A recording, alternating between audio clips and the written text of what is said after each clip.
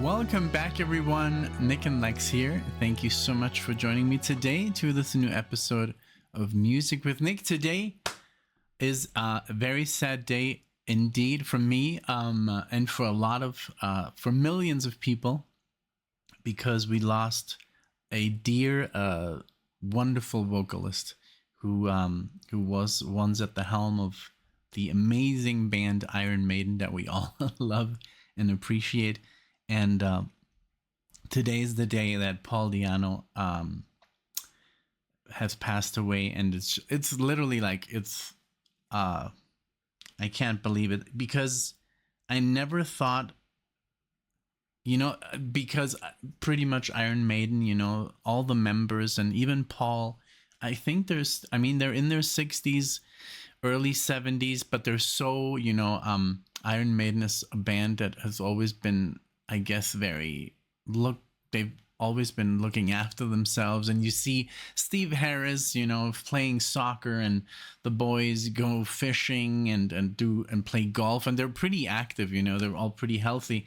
But the thing is that Paul Di'Anno was, even 10 years ago, was already in a wheelchair, and he was just, not the healthiest person, unfortunately. And at 66 today, October 21st, he passed away. So, it's a shame. And I just wanted to make a video. I remember the day that I first heard Iron Maiden. Maybe that was in 96 or something, must have been. And luckily I started with the first album. I got someone gave me like the first album, Iron Maiden, 1980. And first I didn't really get it. I was into Metallica already. I was into Megadeth, and it was like, okay, what is this? And as soon as I heard Phantom of the Opera, my life changed. I was like, what is this? The harmony guitar, the prog,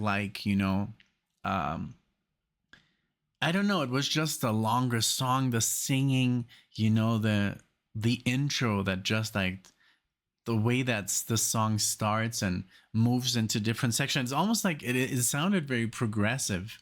And it was just like, wow, I was enamored already into Metallica just for its progginess, I think, because the songs were long and they, time signature changes. And not that I didn't know anything about prog music, but it seemed very proggy at the time. And this song, I think, is just a staple of them, what made them so stand out, in the world of, I guess, rock and heavy metal. And I think if it wasn't for this album, and Paul Di'Anno, I don't know if they would be where they are today. Of course, you can say Bruce Dickinson took it to the next level with Number of the Beast.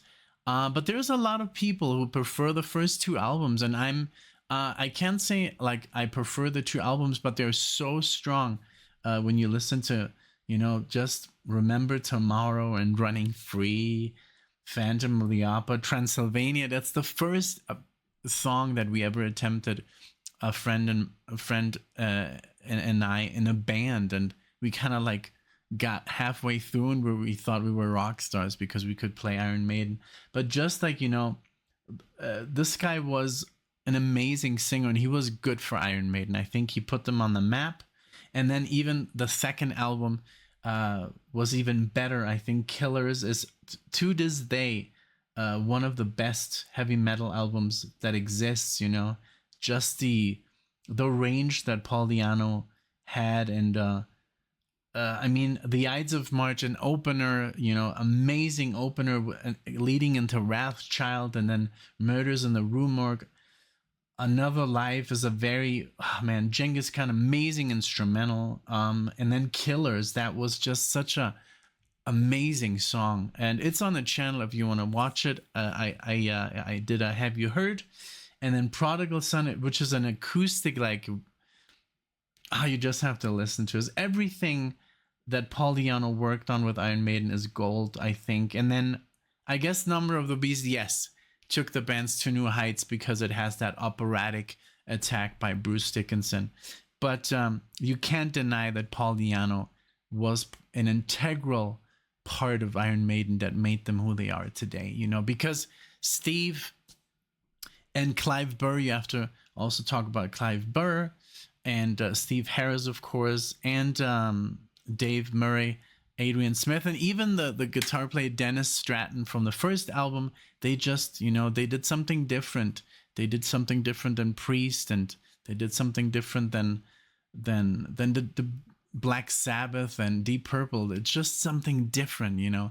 It was that bass and that, you know, that gallopy attack, you know, that Iron Maiden has, and I think Paul Di'Anno deserves all the recognition. I haven't even watched what Iron Maiden wrote today, but let's read it here real quick,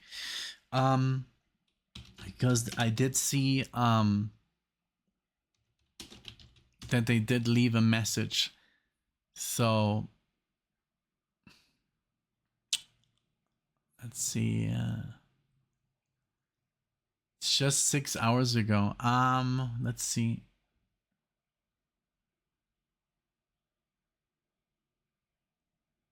Iron Maiden, because I did hear that they left him a message. I don't use social media that much. It's like I don't use Twitter or anything, so I don't know.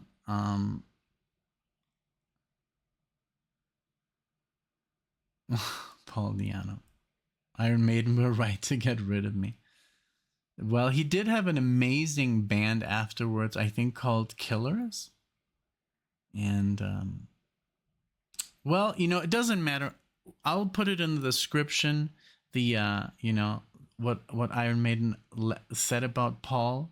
But yeah, I just wanted to talk about Paul and play some music, and I think to play Phantom of the Opera, that would be amazing, just, you know, to remember him by his amazing vocals. 1980, and this is where a lot of people, even, it's so funny because a lot of people that I know that listen to progressive rock and to Black Sabbath and to Deep Purple and to Uriah Heep and stuff, and I'm like, you like Iron Maiden? Oh no, that was already like, I never got into that. And I'm like, wow, why, you know? So Iron Maiden is like almost like a generation, like it's for people that were, I guess, a little bit younger at the time. And I don't know, it's weird, it's bizarre, because a lot of people do know Iron Maiden, and then there's people that I know that love all the music that I love, but they never got into Maiden for some reason, you know. It's bizarre. And then there's the ultimate Iron Maiden fan that only listens to Iron Maiden, you know.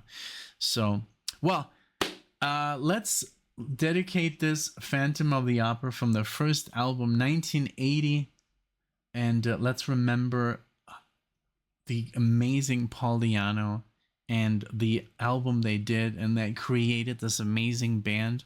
And let's listen to them in their full glory, and let's remember Paul for the badass he was, you know. So here we go with Phantom of the Opera. And this is not the Phantom of the Opera that, you know, gets covered by a lot of bands from the you know, the Phantom of, not that one. This is the Iron Maiden Phantom of the Opera. So here we go, and enjoy, and let's remember Paul for who he was. Let's go.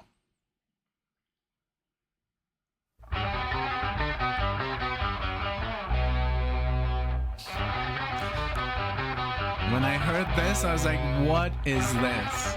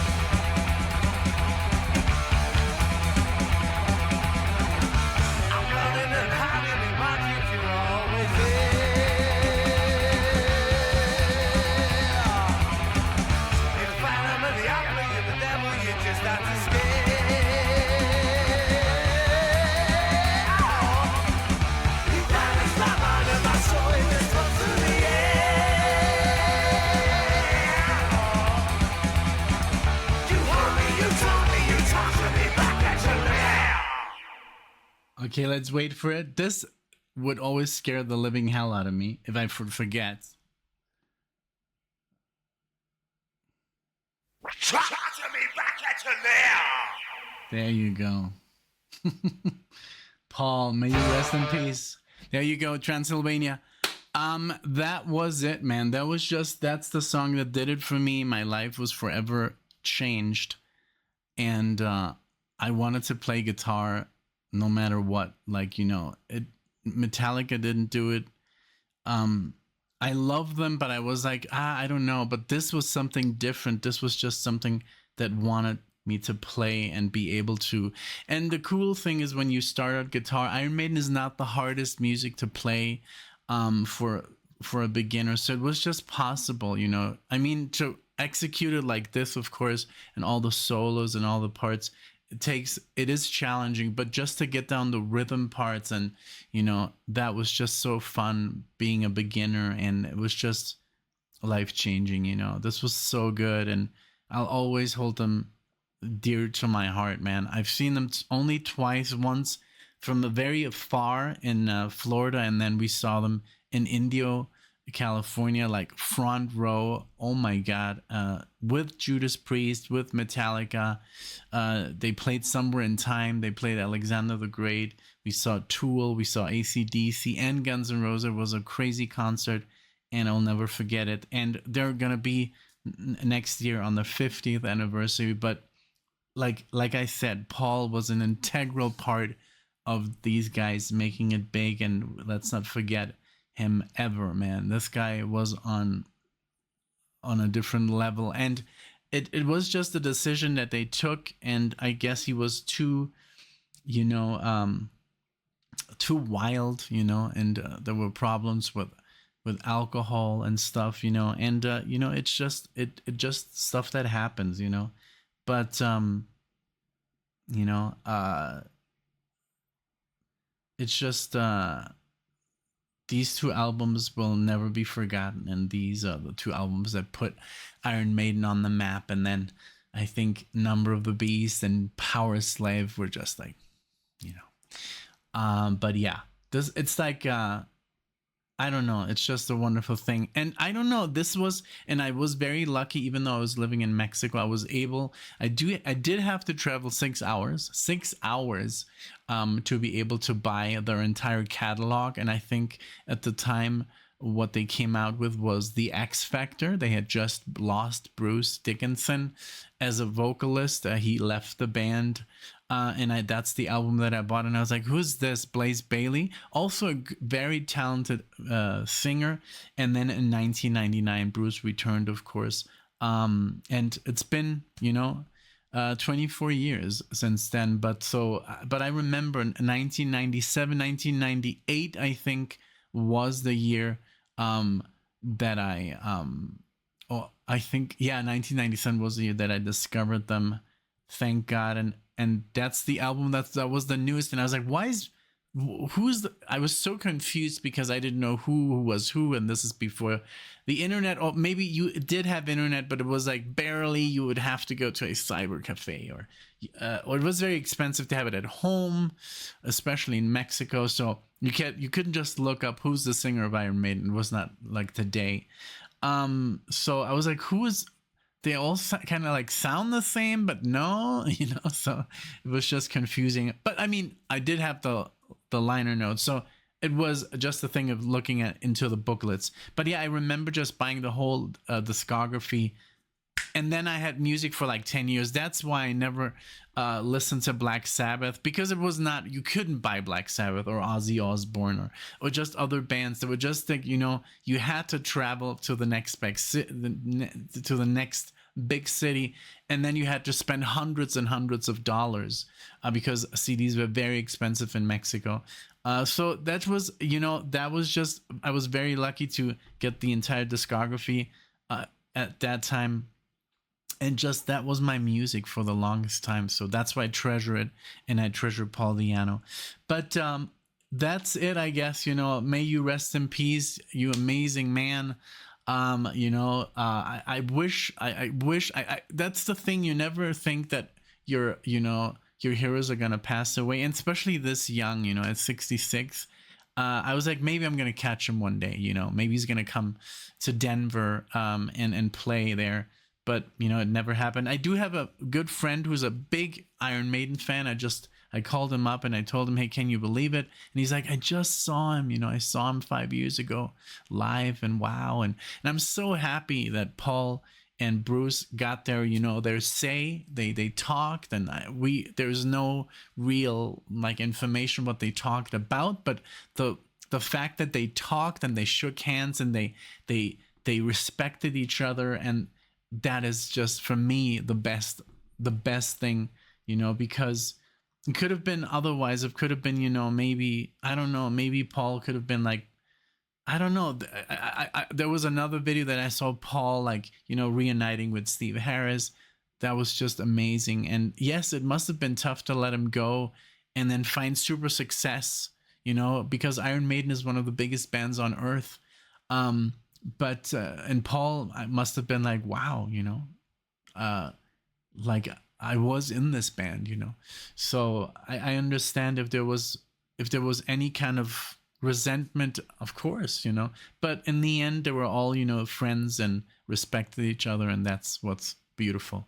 So I'm gonna leave you with this. Thank you so much. If you watched the video, if you like it, give it a like, whatever. Leave your comment below. What did you think about Paul the ANNO?